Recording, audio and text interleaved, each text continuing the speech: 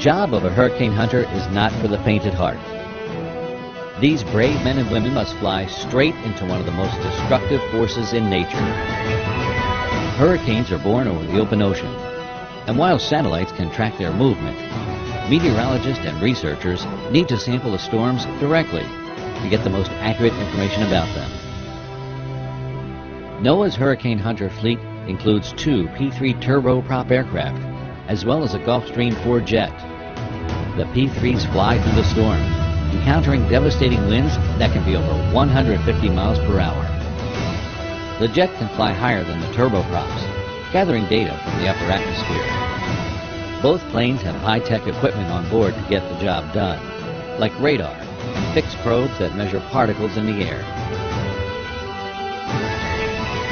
Scientists also deploy drop-wind sondes, which parachute down through the hurricane to the ocean surface, sending back data on pressure, temperature, humidity, and wind. These measurements can help us understand the structure of a storm and the winds that are steering it.